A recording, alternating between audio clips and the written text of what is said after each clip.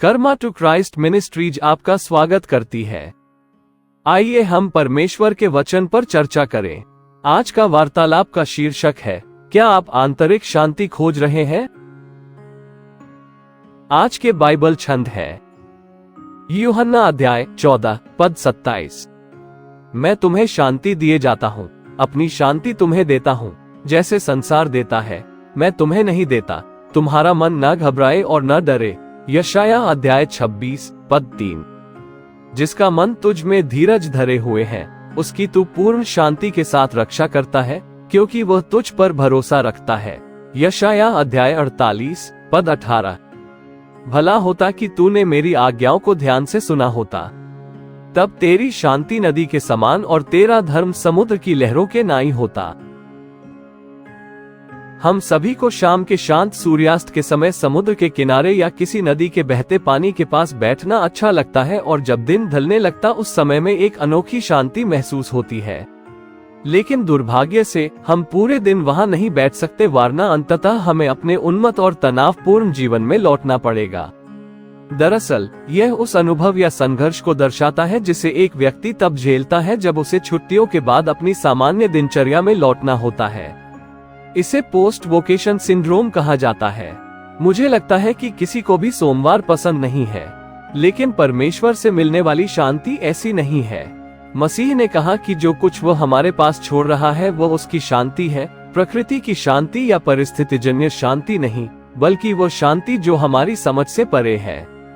ये परमेश्वर की शांति ही है जो आपको तूफान के बीच में स्थिर बनाए रखती है और आपको सही निर्णय लेने में मदद कराती, जबकि अन्य लोग डर से घबराते हैं। एक शांति जो आपको उन चीजों पर नींद खोने के बजाय शाश्वत चीजों पर ध्यान केंद्रित करने के लिए विवश कराती है, जो अगली सुबह खत्म हो सकती है, जैसे भौतिक संपत्ति, रिश्ते, नौकरी, वित्त और यहाँ तक कि आपका जीवन इत्यादि।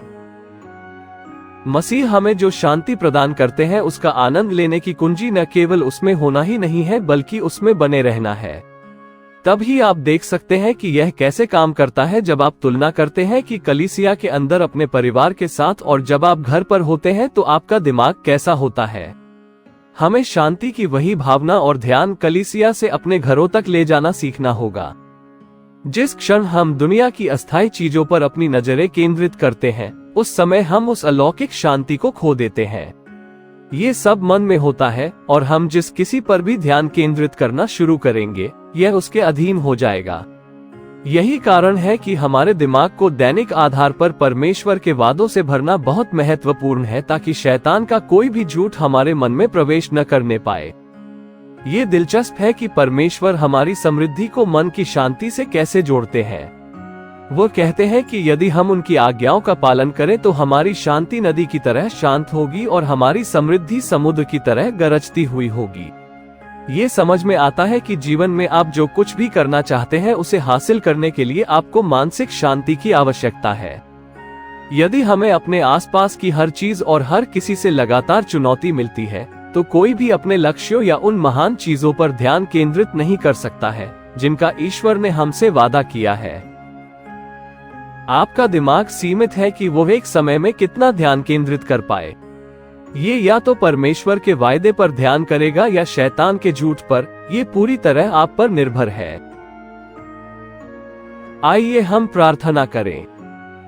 स्वर्गीय पिता, आप परमेश्वर हैं। आप जानते हैं कि धर्मी लोगों को प्रलोभनों से कैसे बचाए। आप अन्याय को न्याय के दिन के लिए दंड के अधीन रखना जानते हैं। परमेश्वर हमारे हृदय से भी बड़ा है और सब कुछ जानता है। हमें ऐसी शांति उपलब्ध कराने के लिए धन्यवाद जो हमारी समझ से परे है। धन्यवाद कि आपकी शांति शाश्वत है और यह उन परिस्थितियों पर आधारित नहीं है जिनका हम सामना करते हैं। आपकी आज्ञाओं पर ध्यान न देने के लिए हमें क्षमा करें। हम अभी उन सभी आत्माओं को डांटते हैं जिन्हें हमने मध्यस्थता, अध्यात्मवाद और जादू टोने के माध्यम से शांति का अनुभव करने के लिए अपने जीवन में आमंत्रित किया था। हम घोषणा करते हैं कि हमारे पास नदी की तरह शांति और समुद्र की तरह समृद्धि है, क्योंकि हमने आपके रास्ते पर चलना चुना है। ये हम यीशु के शक्तिशाली नाम में प्रार्थना करते हैं। आमीन।